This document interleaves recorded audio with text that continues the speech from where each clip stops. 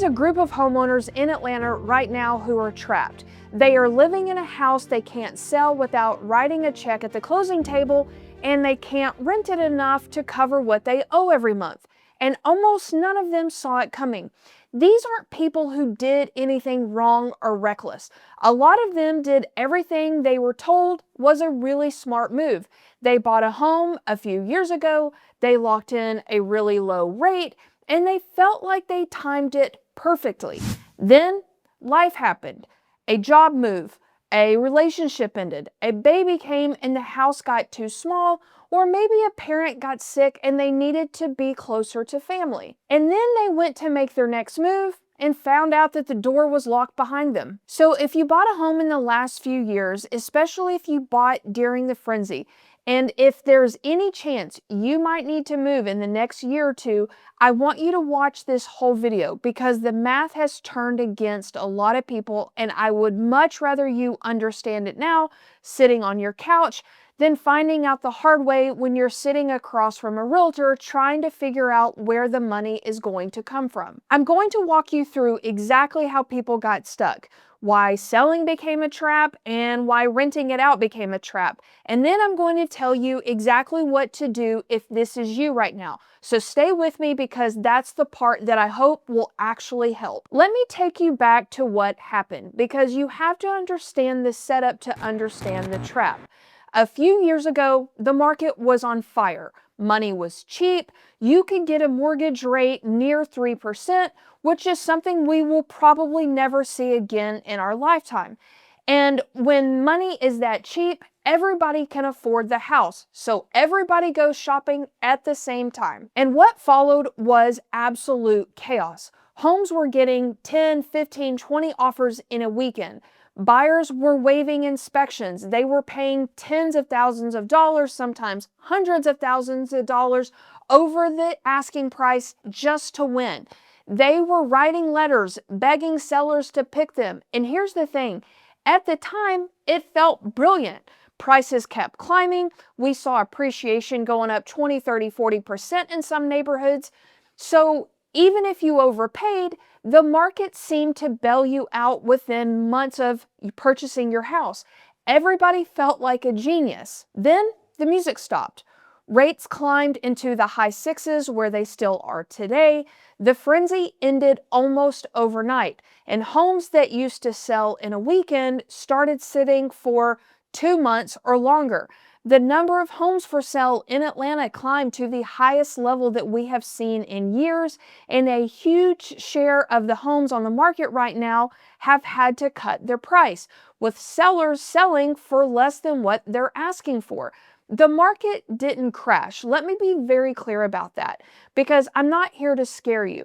Prices mostly just flattened out. But flat is a problem if you bought at the very top because you were counting on that climb to save you and the climb stopped. So let's get into the first part of the trap, why people can't sell without losing money. Here's the math. I want you to follow it with me because this is the whole ballgame. Let's say you bought near the top for $650,000. To win, you put down maybe $40,000 or $50,000, which felt like a lot of money at the time, so you owe around $600,000 on the loan. Now you need to sell. The good news is the market held. So let's say your home is realistically worth right around what you paid for it. Maybe a touch less, but here's the part that people forgot. It costs money to sell a house. Between the real estate commissions and the seller's share of closing costs, you're going to spend somewhere in the neighborhood of $40,000 to $50,000 just to complete the sale. So you sell around $640,000. You subtract the cost of selling, you're left somewhere around $590,000, and you owe $600,000. You see the problem? You don't walk away with a check. You have to bring a check. You are now paying money out of your own pocket for selling your home. That $40,000 or $50,000 down payment you made, gone, and then some.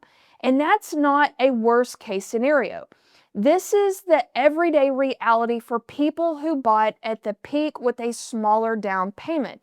The market doesn't even have to drop for this to happen. The cost of selling alone is enough to wipe out a thin slice of equity. So naturally, the next thought everybody has is the same one. Okay, if I can't sell it without losing money, I'll just rent it out and let a tenant cover the mortgage until things get better. And that's the second part of the trap. Here's why that math usually doesn't work either. Your monthly payment was built on a peak purchase price. And on top of your loan, your property taxes have gone up, your homeowner's insurance has probably gone up, and like it has for everybody. So your real monthly cost to own that home, the loan, the taxes, the insurance, the maintenance, is higher than what you can rent it for. Now you go rent it out, and the rent market will actually pay you less than what it costs you to keep the house every month. So instead of the tenant covering your entire mortgage, you're covering the gap. You're losing a few $100s, sometimes more, every single month just to hold on to a property that you don't live in anymore. But wait, it can get worse because now you're a landlord from wherever you've moved to. So when the air conditioning dies in July, that's your phone call and that's your money.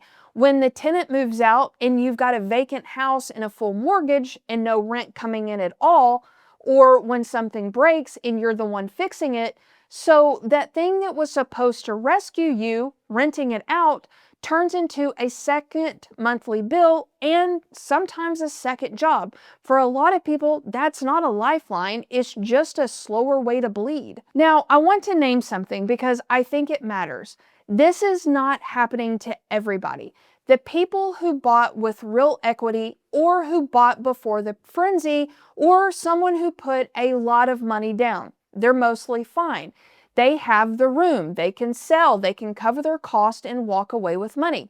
The squeeze hits one very specific group, the people that bought at the very top with a smaller down payment right before the market flattened. They got caught between a peak purchase price and a market that stopped rising with not enough equity between to absorb the cost of getting out. And I'm telling you this for a reason. This is exactly why I talk so much about not overpaying and about timing your move very carefully. Not to make you anxious, but because the right here is what it looks like when things go wrong. It's not a theory, it's playing out in real homes all over this city right now. Okay, so here's the part I promised you. If you were watching this and your stomach is sinking because this is you, here is exactly what to do. And the first thing is don't panic, because panic is what leads people to make the most expensive decisions of all. First, before you do anything, get a real net sheet. This means sitting down with someone who can show you the actual number, what you would truly walk away with or owe after every single cost of selling. Most of the fear in this situation just comes from not knowing. People imagine the worst because a lot of times they're guessing. When you see the real number on paper, it's almost always more manageable than the story in your head. Clarity is the whole first step. Second, ask yourself an honest question. Do you actually have to move right now? Sometimes the move is genuinely forced, and I get it, but sometimes it's a want, not a need, and it can sometimes wait 12 to 24 months while you build a little more equity and the market hopefully firms up.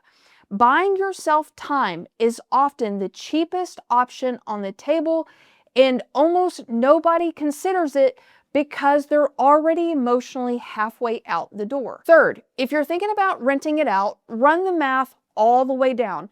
Not just the rent versus the loan. Include the taxes, the insurance, a realistic guess at repairs.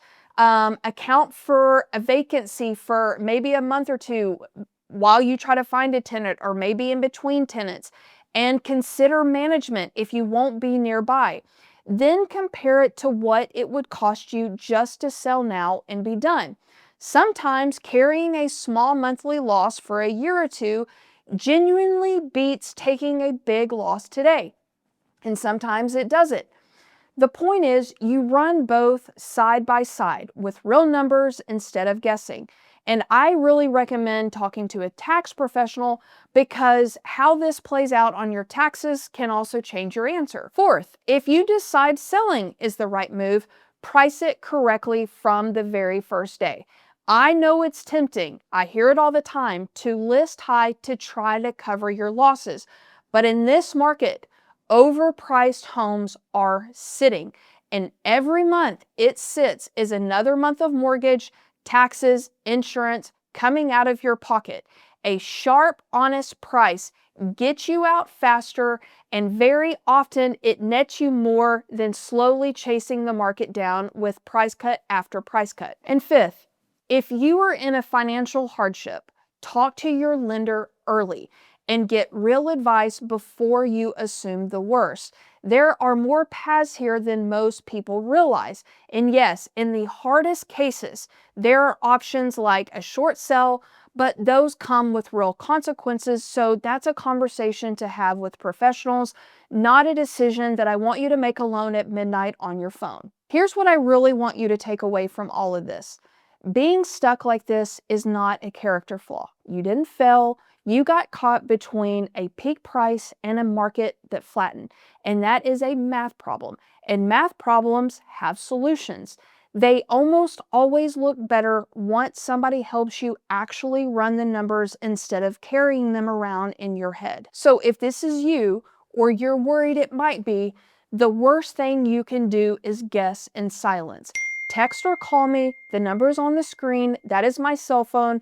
Let's sit down. Let's run your actual numbers together. Figure out where you really stand and build a plan. No pressure, no pitch, just a straight answer from someone who does this every day. Thank you so much for watching. I hope to see you on the next one.